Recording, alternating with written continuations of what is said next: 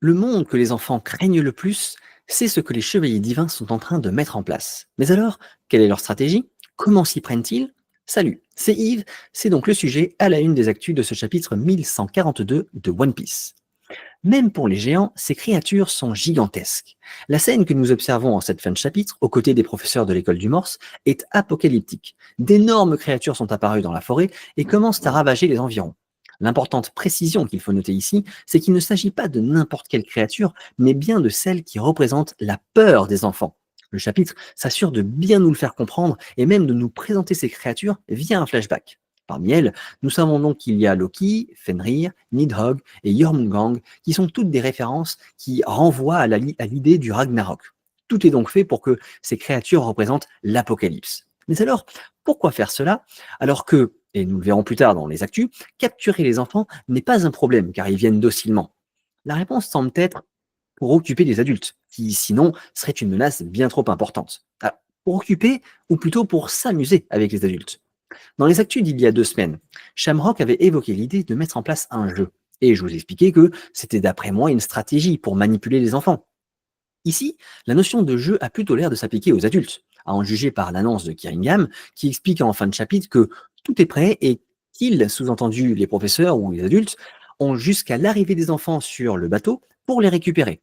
La tournure de cette phrase sonne comme une règle du jeu et laisse sous-entendre que les chevaliers divins donnent l'opportunité aux géants de récupérer leurs enfants dans un temps imparti. De plus, le découpage des cases et la posture des 3 chevaliers donnent l'impression qu'ils s'apprêtent à observer la scène tels des spectateurs. Mais alors, pourquoi utiliser la peur des enfants contre les adultes? Il est actuellement difficile de dire si cela fait partie d'une stratégie bien réfléchie et calculée, ou si c'est plutôt une limitation du pouvoir utilisé.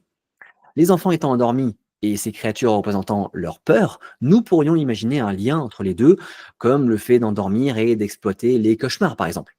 Cela étant dit, rien ne prouve cette hypothèse. Certains ont fait un rapprochement entre le court endormissement de Kiringam lorsqu'il annonce les règles et le somnambulisme des enfants, concluant que ce serait lui qui en serait l'auteur. Summers serait alors responsable des créatures, à moins que ces créatures ne soient une extension du pouvoir de Kiringam, comme on le disait juste avant, avec l'exploitation des cauchemars par exemple. Mais dans ce cas-là, nous ne saurions toujours pas quel est le pouvoir de Saint Summers. Personnellement, j'ai mis une réserve sur le fait que Kiringam s'endorme pour utiliser son pouvoir, car nous l'avons déjà vu, en fait, dès sa première apparition, en fait, s'endormir en parlant. Donc le fait qu'il soit narcoleptique pourrait être un clin d'œil à son pouvoir qui serait lié au sommeil, mais je ne pense pas qu'il utilise son pouvoir en s'endormant. C'est ça que je veux dire. Les prochains chapitres nous révéleront sûrement plus de détails et je ne manquerai pas de vous tenir informé. Je passe donc aux actualités en bref et on commence par cette actu. Suite à la libération partielle de Loki dans le dernier chapitre, celui-ci exige d'être entièrement libéré avec comme argument premier la volonté de sauver Elbaf. Sachant ce qui se trame avec les chevaliers divins, Loki est pressé. Il avertit qu'il faut le libérer au plus vite, mais il passe ensuite très rapidement aux menaces et même à l'action, ce qui contraste beaucoup avec sa soi-disant volonté de sauver Elbaf. Car, fidèle à son titre autoproclamé de dieu du soleil et de la destruction, il brandit Ragnir et assène un grand coup à l'arbre d'Adam, invoquant la foudre sur le point d'impact et embrasant au passage la partie sud du niveau intermédiaire de l'arbre, le royaume du soleil. Alors, 2 options émergent concernant la source de cette foudre. Soit elle serait produite par Ragnir, le marteau de Loki, soit elle viendrait du pouvoir de Loki. Sur cette seconde hypothèse, il y a plusieurs choses à dire. D'une part, Loki est toujours relié à du granit marin, et beaucoup se disent donc qu'il ne devrait pas être en mesure d'utiliser son pouvoir. La foudre viendrait donc de Ragnir.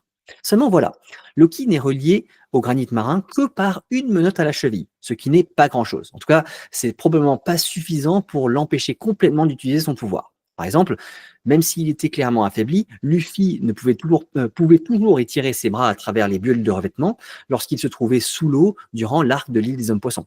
La foudre invoquée ne serait donc qu'un échantillon du pouvoir de Loki sans représenter sa pleine puissance. Et rappelons aussi que le fruit de l'électricité est déjà détenu par Ener, donc celui de Loki doit être différent. Mais on peut imaginer qu'une partie de ce pouvoir permettrait d'invoquer la foudre. Personnellement, je préférerais que la foudre soit produite par Agnir. En tout cas, le comportement de Loki nous montre qu'il aurait un bon fond. Sa volonté de sauver Elbaf donne du crédit à la théorie comme quoi il ne serait pas mauvais, mais qui serait plutôt incompris.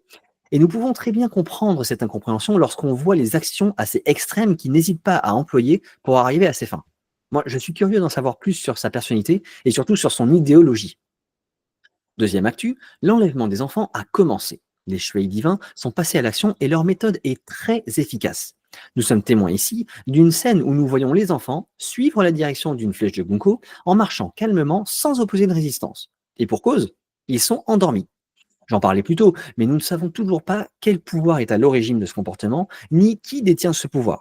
Est-ce une subtile utilisation du pouvoir des flèches de Gunko qui permettrait de mener, de guider vers le sommeil? Beaucoup pensent que c'est Kiringam qui aurait un pouvoir lié au sommeil, dû à sa narcolepsie. Mais rien n'a encore été confirmé et nous ne savons pas non plus ce que Saint Summers est capable de faire. Quoi qu'il en soit, la stratégie a été très bien pensée, car non seulement les enfants s'en vont d'eux-mêmes, sans opposer de résistance, mais leur professeur a également été neutralisé sans comprendre ce qui se passe. Il prévient les autres qu'il faut s'occuper des enfants, car il est évident qu'il leur arrive quelque chose, mais il ne mentionne pas d'ennemis ou de danger extérieur, ce qui indique qu'il n'a pas croisé de chevalier divin ou qu'il n'a pas repéré d'où vient la menace. Cependant, il avertit qu'il ne faut pas toucher les enfants. Même si ma première pensée fut de croire que le contact transmettrait le somnambulisme, je pense plutôt, après réflexion, que c'est en voulant attraper et retenir les enfants que le professeur Wolf a été blessé, et que toucher les enfants ne transmettrait rien du tout, mais infligerait plutôt des dégâts.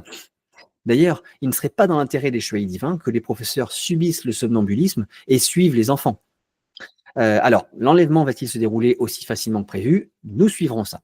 Troisième et dernière actu, nous nous voyons présenter le reste des professeurs de l'école du Morse. Nous connaissions déjà Aguardi Saul, le professeur d'histoire, Ripley, qui est la professeure de biologie, mais également la femme de Scopper-Gaban et la mère de Colonne, et Ange, la professeure de langue. Ici, nous découvrons maintenant le professeur de mathématiques, Blade, Kiba, qui est le directeur de l'école et l'ancien membre de l'équipage des Géants, donc il était donc sous les ordres des capitaines Dory et Broggy, et Wolf, le professeur d'éducation physique. C'est lui qui se retrouve blessé lors de l'enlèvement des enfants. Alors, à voir la tête du directeur, nous comprenons d'où vient le nom de l'école et on imagine qu'il doit avoir des origines mixtes en plus de géants. Voilà, c'est tout pour moi pour aujourd'hui. Pensez à vous abonner si jamais ce n'est pas déjà le cas. Prenez soin de vous, prenez soin de vos proches et on se dit à bientôt pour une nouvelle plongée dans l'actu d'un chapitre.